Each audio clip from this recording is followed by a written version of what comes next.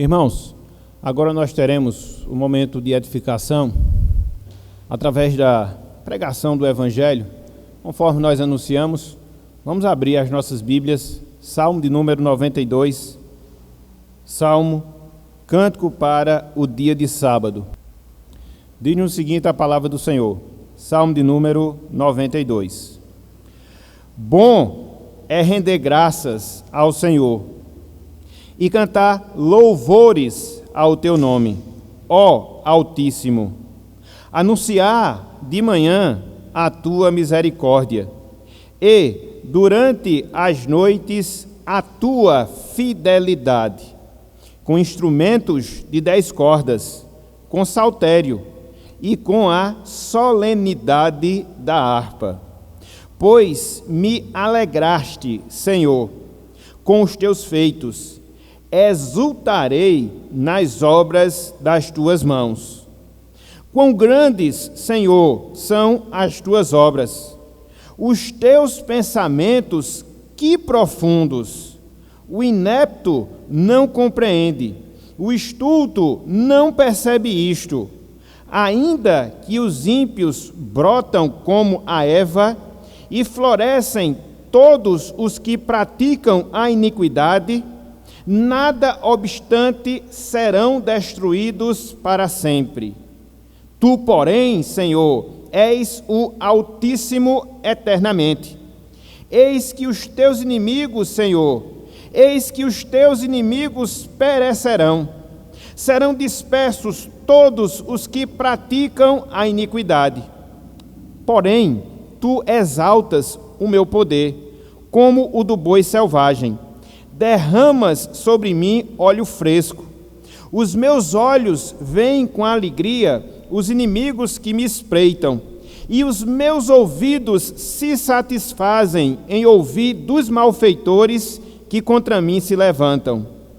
O justo florescerá como a palmeira, crescerá como o cedro no Líbano, plantados na casa do Senhor, florescerão nos átrios do nosso Deus. Na velhice darão ainda frutos, serão cheios de seiva e de verdor, para anunciar que o Senhor é reto, Ele é a minha rocha, e nele não há injustiça. Até aqui, até o versículo 15, que o Senhor nos abençoe e que Ele aplique a sua santa palavra em nossos corações. Amém. Meus irmãos, meus amigos, desfrutar da adoração pública é algo maravilhoso. Desfrutar da adoração pública ou do culto corporativo é algo maravilhoso. Saber, meus irmãos, minhas irmãs, que dentre as várias pessoas que existem no mundo, Deus, Ele nos escolheu.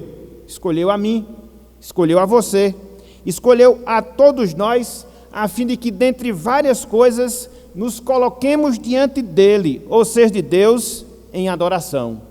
Essa é uma das maiores bênçãos que muitas vezes, se nós nos determos e refletirmos sobre ela, a gente não vai conseguir entendê-la na sua inteireza.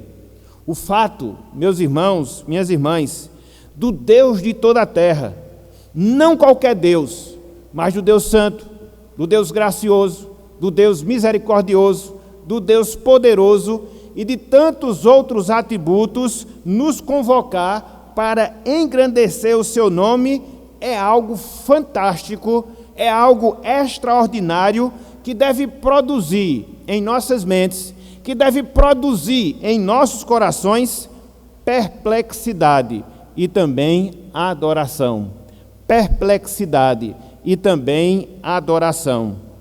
Era justamente esse, meus irmãos, meus amigos, o sentimento do salmista ao escrever esse texto que nós temos diante de nós, ou seja, o Salmo de número 92.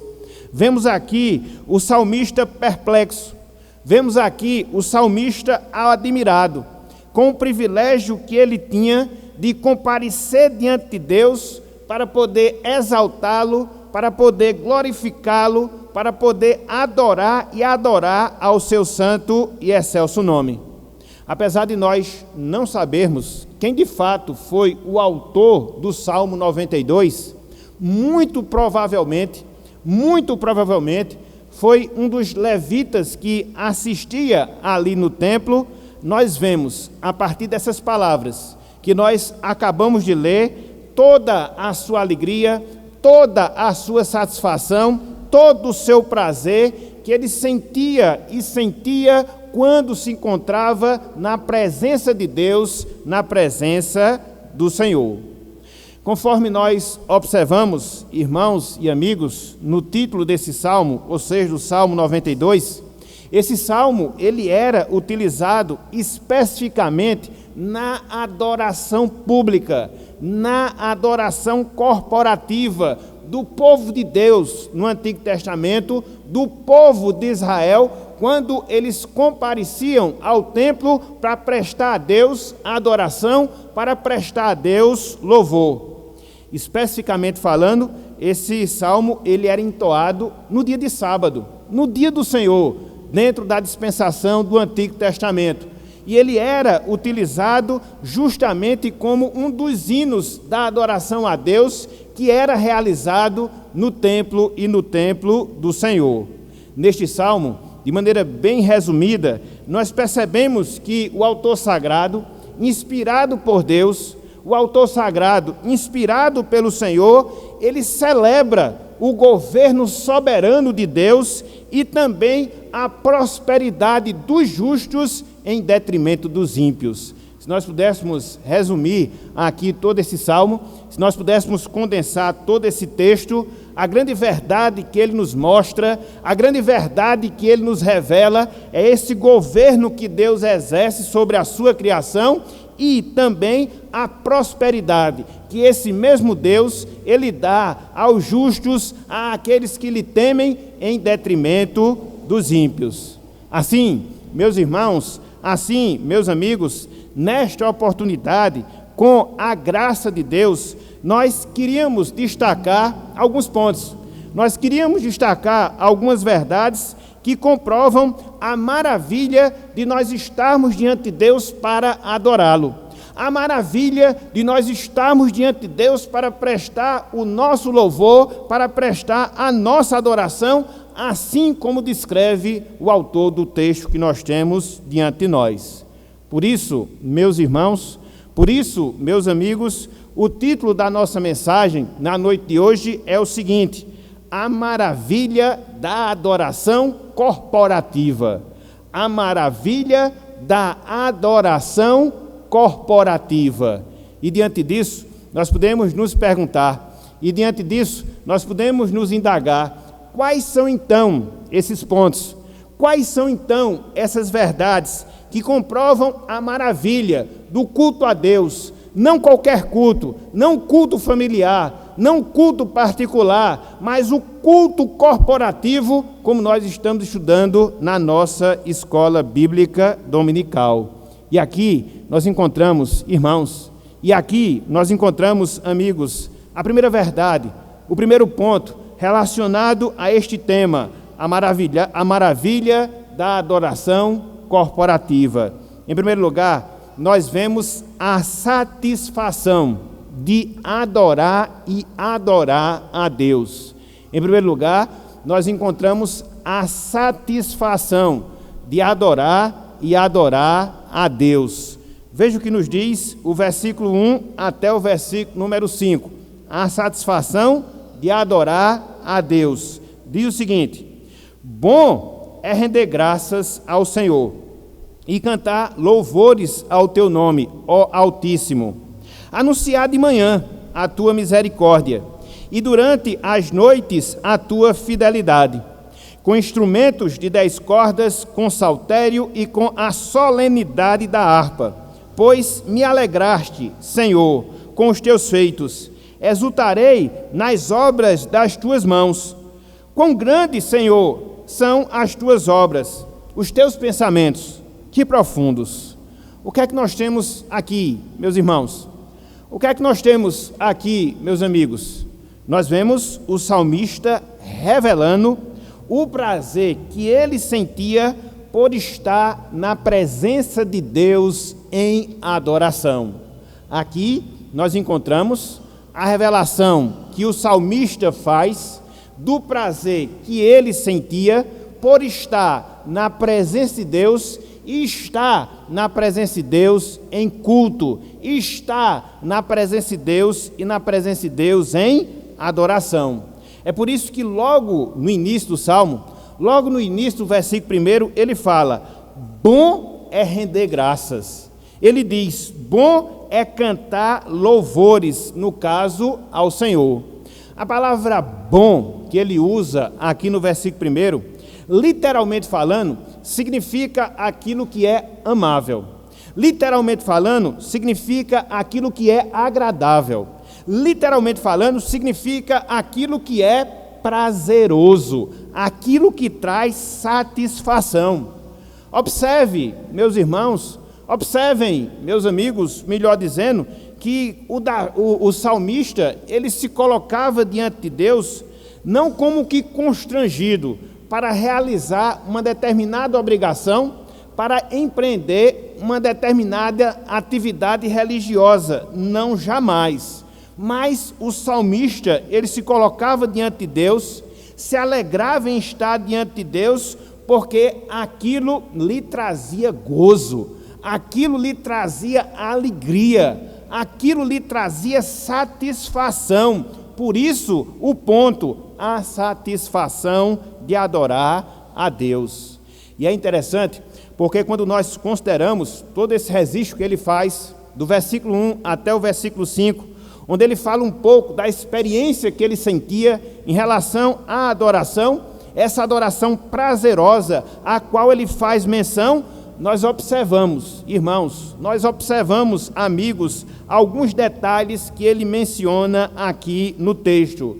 Em primeiro lugar, a sua adoração, ela era devotada exclusivamente a Deus. A sua adoração, ela era devotada exclusivamente a Deus. É por isso que logo no início do Salmo, no versículo 1, ele diz: bom é render graças ao Senhor e cantar louvores ao teu nome, ó Altíssimo. Ele se dirige a Deus através de duas palavras: Senhor, que significa o Deus Yahvé, o Deus autoexistente, que se relaciona pactualmente com o seu povo, e também ele se refere a Deus como Deus Altíssimo, literalmente, o Deus El Elyon, que está acima de tudo, que está acima de todos e que governa toda a sua criação.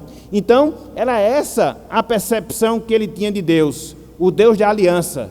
Era esse o entendimento que ele tinha do Senhor, o Deus Altíssimo, o Deus soberano. Então, a sua adoração, ela era dirigida especificamente a Deus.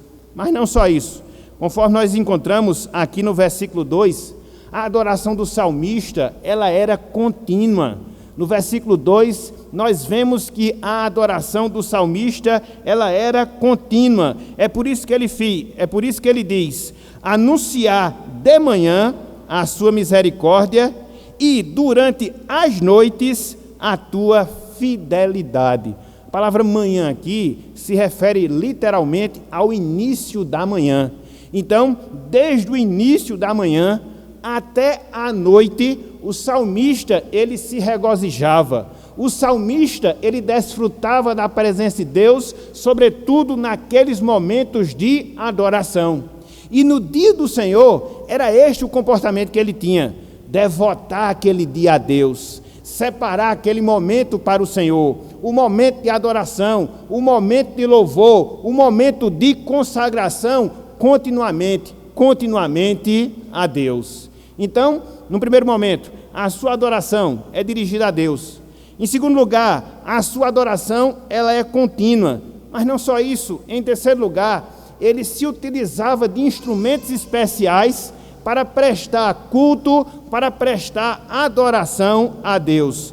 Veja o que ele fala no versículo 3. Ele diz: com instrumentos de 10 cordas, com saltério e com a solenidade da harpa. Então, dentro desse processo de adoração, dentro desse processo de louvor, o salmista, ele utilizava pelo menos 3 instrumentos. A lira, como ele chama aqui, instrumento de 10 cordas, o saltério e a harpa. Então, ele adorava a Deus e o fazia através de instrumentos. Mas não só isso. A adoração do salmista, ela era movida pelos feitos, ela era motivada pelos atos de Deus em relação à sua vida. Versículo 4. Olhem só o que ele nos diz aqui no versículo 4. Pois me alegraste, Senhor, com os teus feitos. Exultarei, que é mais que uma mera alegria, nas obras das tuas mãos. Então, o salmista, ele considerava o agir de Deus na sua vida. O salmista, ele considerava os feitos de Deus em relação a ele. E aquilo lhe motivava, aquilo lhe dava disposição, alegria, vigor, para que ele pudesse comparecer perante Deus e prestar o seu louvor e prestar a sua adoração. Mas não só isso. Em quinto lugar, o salmista aqui, ele adorava a Deus e adorava com perplexidade, com admiração. Versículo 5, ele fala: quão grandes, Senhor, são as tuas obras, os teus pensamentos, que profundos. Então, quando ele analisava a sua vida e quando ele meditava naquilo que Deus havia operado, naquilo que Deus havia trabalhado no seu viver, ele ficava boquiaberto, perplexo, admirado, e não conseguia entender em sua inteireza tudo aquilo que Deus fazia e fazia em relação à sua vida, no seu sentido mais direto, no seu sentido mais específico. E assim, meus irmãos, quando nós analisamos esses versos, qual é a verdade, qual é o princípio que nós aprendemos através desse ensinamento que nós temos aqui na Palavra de Deus? Simples, meus irmãos, simples, minhas irmãs, o prazer em adorar a Deus não é um mero sentimento, mas ele é fruto da nossa consciência de quem Deus é e daquilo que Deus faz em nossas vidas. Repetindo, o prazer em adorar a Deus, ele não é um mero sentimento, não, mas ele é fruto da consciência que nós temos de quem é Deus e daquilo que Deus ele realiza continuamente em nossas vidas. Às vezes nós observamos certa indisposição, às vezes nós constatamos certa frieza em relação aos crentes no que diz respeito ao comparecimento que eles devem fazer à casa do Senhor. E muitas vezes, quando você vai analisar a razão pela qual este comportamento está se dando, via de regra, ele se dá quando a nossa consciência de quem é Deus, quando a nossa consciência daquilo que Deus faz por nós, ela está arrefecida em relação às nossas vidas. Então, o salmista, ele vai na contramão desse comportamento. Ele meditava na pessoa de Deus, ele considerava nos feitos do Senhor, aquilo servia como que um combustível, alimentava a sua disposição e fazia com que ele estivesse inteiramente em adoração na presença do seu Deus, na presença do seu Senhor. É por isso, meus irmãos, é por isso, minhas irmãs, que nós, como povo de Deus aqui na terra, nós não podemos, irmãos, nós não podemos, irmãs, deixar que a chama da nossa adoração se apague. Nós não podemos deixar que a chama da nossa adoração se apague. Nós não podemos negar, irmãos e irmãs, que nós estamos vivendo um momento desafiador em relação às nossas vidas, sobretudo nesses últimos meses, sobretudo nesse último semestre que findou-se agora há pouco. Restrições em relação ao culto, impedimento de virmos à casa do Senhor, infelizmente, está gerando em muitos essa frieza espiritual. infelizmente, está gerando em muitos essa indisposição de estar na presença de Deus, de estar em sua casa para adorar corporativamente o seu nome. Por isso, meus irmãos, por isso, minhas irmãs, nós devemos nos voltar para as Escrituras Sagradas, nós devemos nos voltar para a Palavra de Deus, redescobrir quem é o nosso Deus, redescobrir quem é o nosso Senhor, o seu poder, a sua providência, e não deixar que nada, que ninguém nos aparte do privilégio de adorarmos a Deus. Situações difíceis, todos os servos de Deus, eles passam em determinados momentos da sua vida. A Igreja de Cristo, por exemplo, ela passou pelas perseguições, sobretudo aquelas que foram impostas pelo Império Romano. Tanto é que os cristãos, eles se reuniam de maneira oculta, escondida, nas catacumbas de Roma. Mas nem a perseguição institucional, que foi imposta pelo Império Romano, fez com que os cristãos se dispersassem em relação à adoração pública, em relação à adoração corporativa. E nós precisamos seguir esse modelo. E nós precisamos nos voltar para a sua palavra, considerar quem é o nosso Deus, considerar a sua providência em relação às nossas vidas. Será que esse Deus que nos sustenta, será que esse Deus que nos salvou, será que esse Deus que dispensa da sua graça, ele não merece o nosso esforço, ele não merece a nossa dedicação e o nosso prazer em comparecermos à sua casa? Que respondamos para cada um de nós, que respondamos para nós mesmos. Então, em primeiro lugar, o que é que nós vemos aqui? Nós vemos a satisfação de adorar a Deus. A satisfação de adorar a Deus. Mas não só isso, meus irmãos, não só isso, meus amigos. Nós encontramos aqui também, em segundo lugar, o fortalecimento em adorar a Deus. Em segundo lugar, nós encontramos o fortalecimento em adorar a Deus. Vejam aí, versículos 10 e também o versículo número 11. Salmo 92, versículos 10 e também o versículo de número 11. Diz o seguinte: porém, tu exaltas o meu poder, como o do boi selvagem. Derramas sobre mim o óleo fresco. Os meus olhos veem com alegria os inimigos que me espreitam, e os meus ouvidos se satisfazem em ouvir dos malfeitores que contra mim se levantam. O que é que nós vemos aqui, meus irmãos? O que é que nós observamos aqui, meus amigos? Simples. O salmista, aqui nessas palavras, ele mostra a renovação de forças que Deus lhe proporcionava. O salmista, ele mostra a renovação de forças que Deus, que o Senhor proporcionava a ele. No caso, proporcionava ao salmista. A palavra exaltar, que ele chama a atenção aqui no versículo 10, ela está relacionada ao poder, ela está relacionada à nossa força, no seu sentido físico, no seu sentido mais humano. E essa palavra que nós temos aqui, que é traduzida na nossa língua pelo verbo exaltar, traz a ideia de algo que é revigorado, traz a ideia de algo que é renovado. Como também essa expressão que ele usa aqui no versículo 10, o derramar o óleo, ao qual ele aqui faz menção, significa refrigério, significa revigoramento, literalmente falando. Muito provavelmente, meus irmãos, meus amigos, este salmo que nós temos diante de nós, o Salmo 92, é um cântico de gratidão, é um cântico de louvor pelo livramento que Deus havia dispensado ao salmista.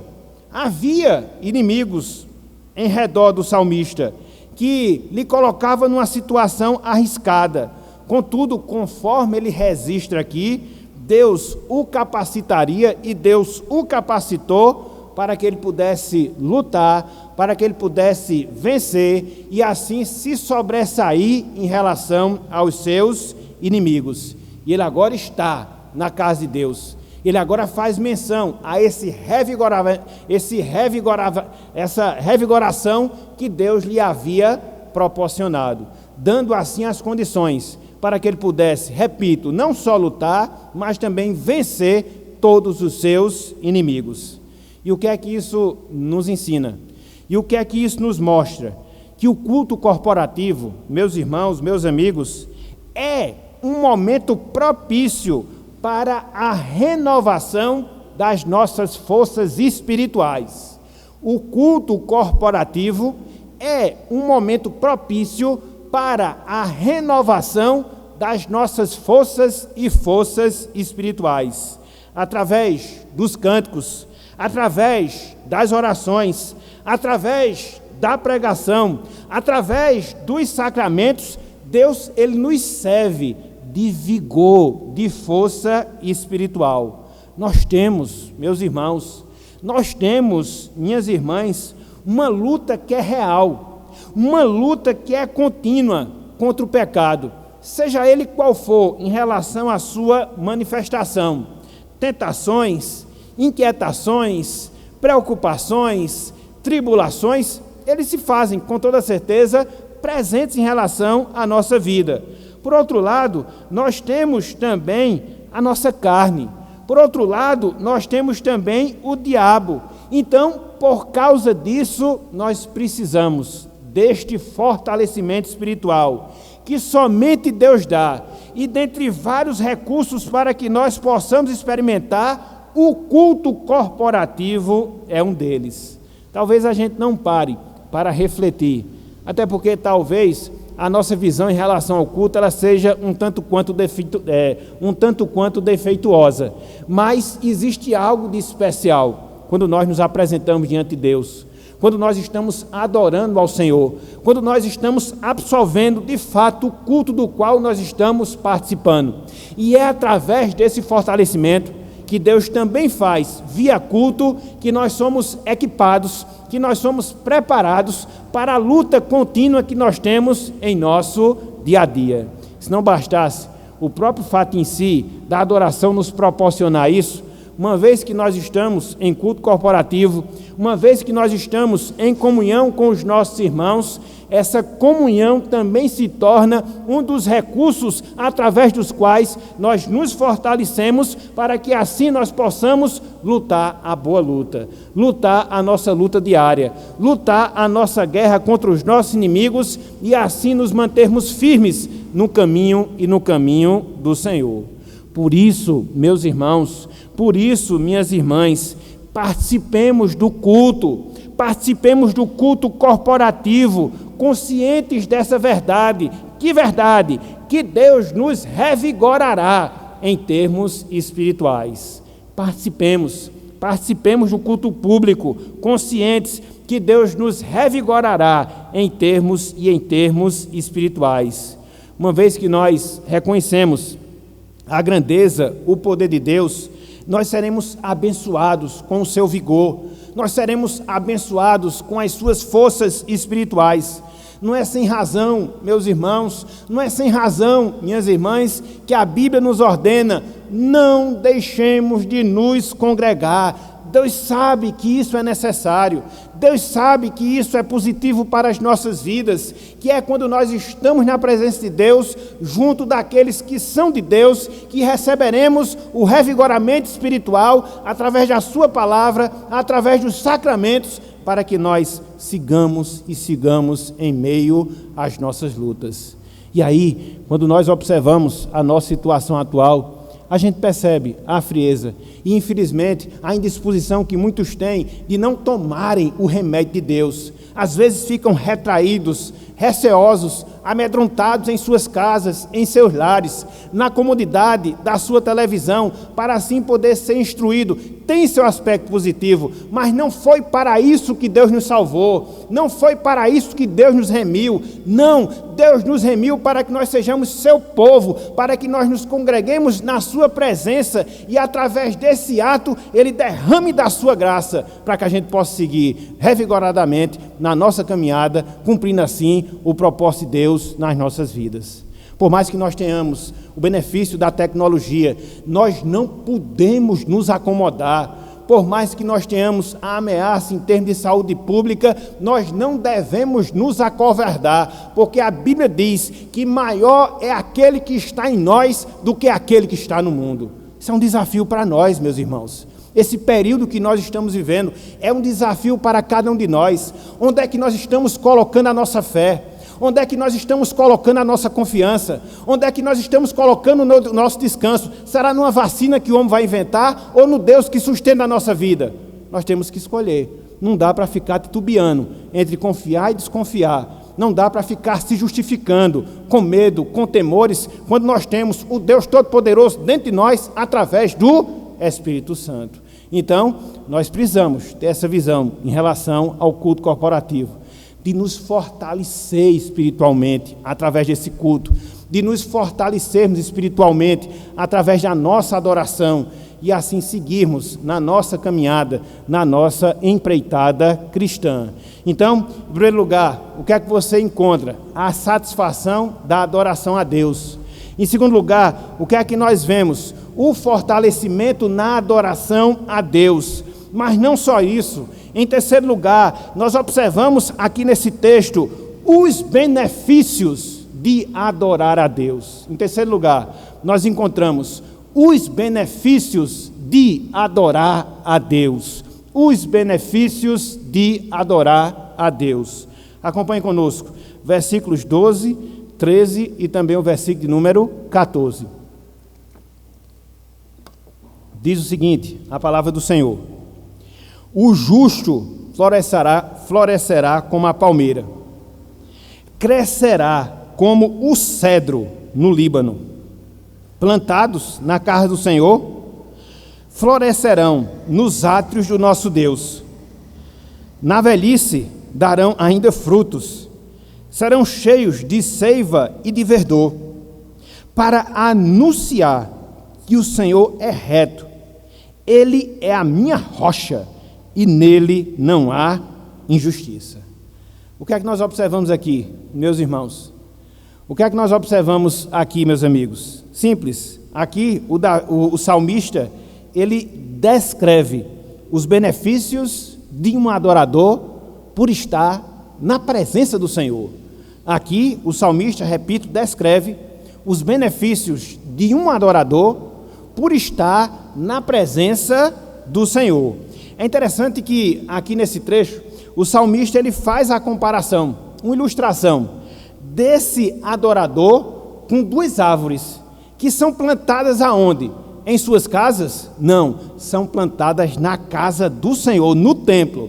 Quais são essas duas árvores às quais o salmista aqui faz referência? Ele fala da palmeira, ele fala também do cedro.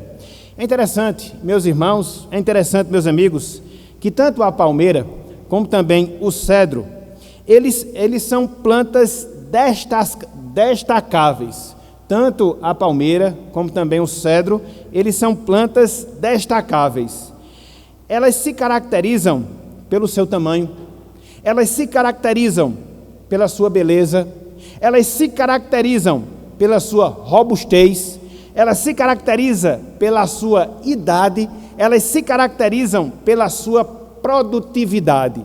Então, quando o salmista, ele pega e traz essa comparação em relação aos adoradores que estão na casa de Deus, comparando-os não só à palmeira, mas também comparando-os ao cedro, ele quer mostrar justamente isso, por causa do destaque que essas duas árvores, elas apresentam, não só pelo seu tamanho, como também pela sua beleza, pela sua força, robustez, pela sua idade, pela sua produtividade. As palmeiras, por exemplo, irmãos e amigos, elas se destacavam pela sua beleza e pela capacidade de produzir frutos. Aproximadamente, uma palmeira dentro dos tempos bíblicos, ela passava 100 anos produzindo frutos. Vivia aproximadamente 200, dos quais, entre 40 e 100 anos, ela estava ali produzindo e produzindo frutos. Já o cedro, ao qual ele faz menção aqui, são árvores fortes, de força.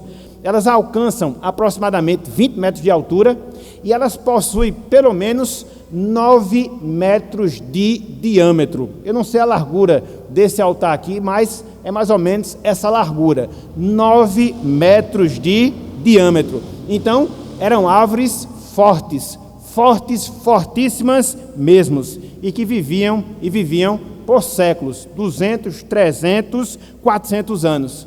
Então, o que é que ele quer mostrar através dessa comparação dessas duas plantas, dessas duas árvores? Assim também, meus irmãos, assim também, minhas irmãs, somos nós, quando nós estamos plantados na casa do Senhor, quando nós comparecemos perante Deus em adoração corporativa, quando nós nos juntamos para, como corpo de Cristo, prestemos a nossa adoração, o nosso louvor ao Senhor. Então, quando nós observamos essa descrição que o salmista aqui faz, nós atentamos para alguns detalhes que o salmista ele faz menção em relação aos adoradores. Quem são esses adoradores? Que ele compara como a palmeira. Quem são esses adoradores? Que ele compara como o cedro no Líbano, que estão plantados na casa do Senhor. Em primeiro lugar, esses adoradores, eles florescem. Esses adoradores, eles crescem. Veja o que nós temos aí no versículo 12 e também no versículo 13.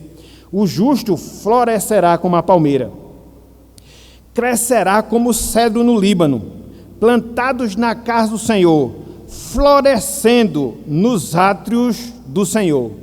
Significa dizer, meus irmãos, significa dizer, minhas irmãs, que os adoradores que comparecem na presença de Deus para prestar-lhe culto corporativo, eles têm vida espiritual que é dada por Deus. Eles têm vida espiritual que é dada pelo Senhor. A boa semente do Evangelho, que é semeada em nosso coração, se desenvolve na nossa vida, e quando nós temos essa postura de um adorador contínuo, ela vai florescendo, ela vai crescendo, ela vai se desenvolvendo. Assim é um adorador. Mas não só isso, os adoradores eles são produtivos em termos espirituais. É o que o salmista fala logo no início do versículo 14. Ele fala: na velhice darão ainda frutos. O adorador, uma vez que ele tem vida espiritual concedida por Deus, ele frutifica. Frutifica como? Em santidade. Frutifica como? Em piedade. E todas as pessoas percebem isso na sua vida. É um testemunho visível, é uma comprovação pública. E estar na casa de Deus produz essa realidade em nossas vidas. E é interessante que a semelhança da palmeira, a semelhança do cedro, mesmo com o passar dos anos, nós continuamos a frutificar. É o benefício também de estar na casa do Senhor. Então, nós florescemos e crescemos, nós somos produtivos, mas não só isso, em terceiro lugar, nós somos viçosos. Versículo 14, a parte B, ele diz: serão cheios de seiva e de verdor. Isso aponta, meus irmãos, isso aponta, minhas irmãs, para o vigor espiritual que todo adorador de Deus, ele apresenta na sua vida. Por mais que venham tentações, por mais que venham tribulações, por mais que venham dificuldades, esse crente, esse adorador, ele será forte, ele será seguro, ele não se deixará esmorecer, como é uma planta verde. Então o salmista faz essa comparação. Somos viçosos no sentido espiritual. E por fim, o adorador que comparece na presença de Deus para prestar culto corporativo, eles acabam testemunhando do Senhor. Versículo 10. Olha só o que o salmista aqui diz: para anunciar que o Senhor é reto, Ele é a minha rocha, e nele não há injustiça. Então, o adorador, ele declara as virtudes do seu Deus, ele declara as virtudes do seu Senhor, não só pela sua vida, mas também pela sua pregação, pela sua proclamação. Ninguém, meus irmãos, ninguém, minhas irmãs, que se presta a adorar a Deus em espírito, em verdade, deixa de ser um testemunho ativo desse Deus na sua vida. Ele vai testemunhar, através da sua conduta. Ele vai testemunhar através da sua proclamação. Por quê? Porque a palavra de Deus assim fala. Porque a palavra de Deus assim nos diz. Então, percebam aqui os benefícios de um adorador a Deus. Ele floresce, ele cresce, ele é produtivo, ele é viçoso e ele testemunha e testemunha da palavra do Senhor. É interessante, porque quando nós analisamos aqui esse salmo, nós observamos que a realidade dos justos adoradores, ela é completamente diferente daquelas pessoas que não adoram a Deus. E esse salmo ele faz esse contraste. Ele mostra a realidade do justo, ele mostra a realidade do ímpio, ele mostra a realidade de quem adora a Deus e ele também mostra a realidade daqueles que se indispõem a adorar a esse Deus. Veja aí o que nós encontramos, versículos 6, versículo 7 e também o versículo número 9. Aqui, referindo-se aos ímpios, ele fala: o inepto não compreende, e o estulto não percebe isto. Ainda que os ímpios brotam como a erva, e florescem todos os que praticam a iniquidade, nada obstante serão destruídos para sempre. Versículo 9. Eis que os teus inimigos, Senhor, eis que os teus inimigos perecerão, serão dispersos todos os que praticam a iniquidade. É interessante que o salmista fala que os ímpios, eles até brotam, né? Brotam como a erva. Eles são comparados aqui como uma erva. Veja a diferença, né? Nós, os justos, somos comparados a quê? Ao cedro. Somos comparados ao quê? À palmeira. Os ímpios não. Eles são comparados a ervas, que não possuem uma grande significância, tanto é que vive hoje, amanhã não. E conforme nós falamos, a sua existência ela é muito rápida, a sua existência ela é brevíssima. Então, estes, conforme a Bíblia diz, têm a sua destruição garantida. É interessante que essas pessoas que se indispõem a adorar a Deus, elas são classificadas como ineptos. Essa palavra ineptos que nós temos aqui, literalmente falando, significa embrutecidos. Era a palavra que era utilizada para descrever os animais. Então, a Bíblia diz que quando o homem não se dispõe a adorar a Deus, ele é igual a um animal. Ele experimenta dos benefícios gerais de Deus, contudo, não se volta para adorá-lo. Mas não só isso, a Bíblia classifica tal pessoa como uma pessoa estulta, ou seja, insensata, não tem um senso correto das suas faculdades espirituais. Então, é uma realidade completamente diferente daqueles que são adoradores, que comparecem perante o Senhor, que procuram adorar a Deus. Então, esses versos, meus irmãos, meus amigos, eles nos ensinam que adorar a Deus, no seu sentido corporativo, além de ser uma obrigação, porque é uma obrigação, se você não faz, você está pecando, acaba sendo uma dádiva abençoada por Deus. Veja que coisa fantástica, veja que coisa maravilhosa.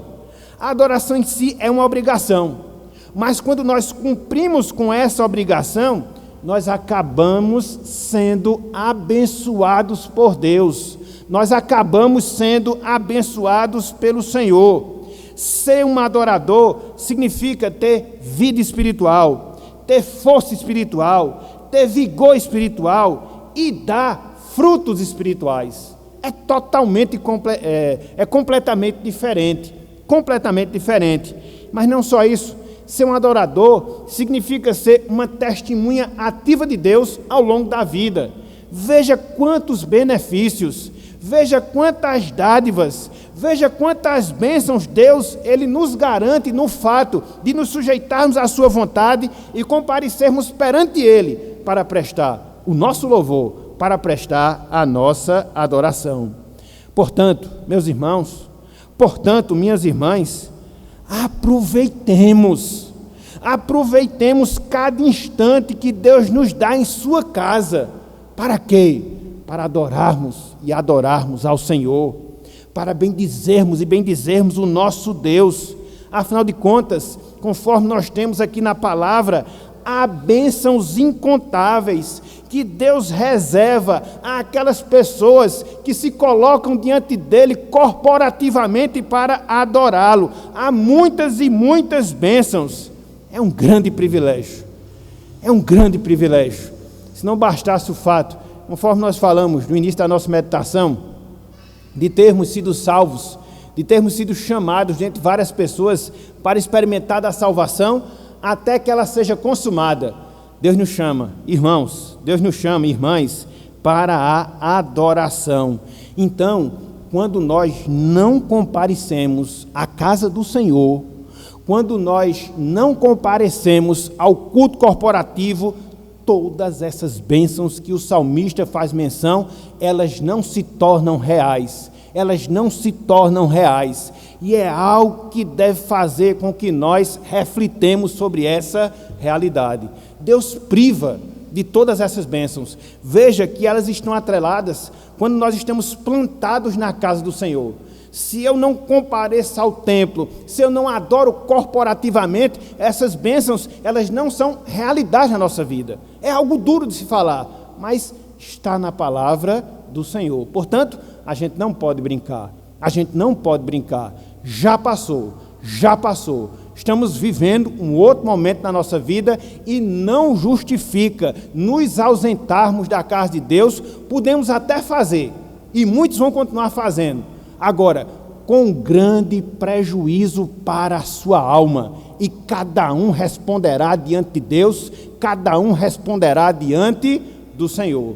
Se quer revigorar em termos espirituais, se quer frutificar em termos espirituais, se quer se fortalecer em termos espirituais, tudo isso é possível, desde que compareçamos à casa do Senhor. Portanto, meus irmãos, meus amigos, na noite de hoje, com base no Salmo 92, foi que nós vimos. Nós vimos a maravilha da adoração corporativa. E por que a adoração corporativa ela é maravilhosa? Apresentamos 3 razões, apresentamos 3 motivos. Em primeiro lugar, porque a adoração corporativa ela nos satisfaz. Em segundo lugar, porque a adoração corporativa ela nos fortalece. Em terceiro lugar, porque a adoração corporativa ela nos abençoa. Ela nos satisfaz, ela nos fortalece e ela nos abençoa. E diante disso, o que é que nós podemos ainda aprender? Diante disso, o que é que nós podemos ainda extrair para as nossas vidas? Pelo menos mais 2 lições, pelo menos mais 2 aplicações. A primeira delas, para nós, meus irmãos, minhas irmãs, alegremo-nos em Cristo, que possibilitou a adoração presente e a adoração futura para cada um de nós. Alegremo-nos em Cristo, que possibilitou a adoração presente e a adoração futura para cada um de nós. A Bíblia diz que Cristo, mesmo sendo o Deus eterno, a Bíblia diz que Cristo, mesmo recebendo a adoração angelical, ele se propôs a vir a este mundo. Ele se humilhou, ele sofreu, ele morreu pelos nossos pecados. Para quê, meus irmãos? Para quê, minhas irmãs? Para nos garantir o privilégio de hoje adorarmos o nosso Deus, dentro da esperança, dentro da perspectiva que na eternidade continuaremos a adorar a esse Deus. Portanto, por causa disso, todos nós devemos adoração a esse Cristo. Nada justifica, pelo menos não muitas justificativas que a gente vê por aí, salvo problemas de saúde, salvo outros problemas de ordem realmente grave, mas não se justifica num comportamento de muitos se ausentar da casa do Senhor e não se colocar diante desse Cristo para a adoração, porque maior sacrifício ele fez. Ele deixou a adoração angelical, ele deixou a adoração celestial para vir a este mundo, morrer, possibilitar a nossa adoração presente, a nossa adoração futura. E eu pergunto, não vale da nossa parte um sacrifício? Não vale da nossa parte um esforço? Com certeza vale, com certeza vale. Então, alegremo-nos, porque Cristo, ele possibilitou a nossa adoração, quer presente, quer futura. Em segundo lugar, para os nossos amigos, para as nossas amigas, adore a esse Cristo como seu Senhor. Adore a esse Cristo como seu Salvador. Sem que a obra da cruz seja uma realidade na sua vida, os seus benefícios também não serão uma realidade. Deus exige de você que você venha a ser um adorador. Contudo, por si mesmo, você não pode oferecer a adoração a Deus. E o que é que você carece fazer? O que é que você precisa fazer? Se voltar para esse Cristo em arrependimento. Se voltar para esse Cristo em confissão de pecados, para que assim, mediante a regeneração, você possa ser habilitado para ser um adorador que adorará a Deus em espírito e em verdade. É isso que a Bíblia lhe exige, para que você possa ser um adorador na presente existência e desde já se prepare para a adoração eterna reservada a todos quantos foram salvos por Cristo aqui na terra. Então, esse é o desejo do nosso coração. Essa é a vontade, através da proclamação do Evangelho, que Deus toque profundamente na sua vida, que Deus toque profundamente no seu coração, e que através de Cristo você experimente não só da salvação, mas você possa experimentar da adoração a Deus. Eu lhe garanto que não existe vida melhor do que essa. Tanto é que Cristo disse que veio para nos dar vida e vida em abundância. Portanto, meus irmãos, portanto, meus amigos, que Deus nos abençoe, que Ele aplique a sua santa palavra em nossos corações e que nós entendamos a maravilha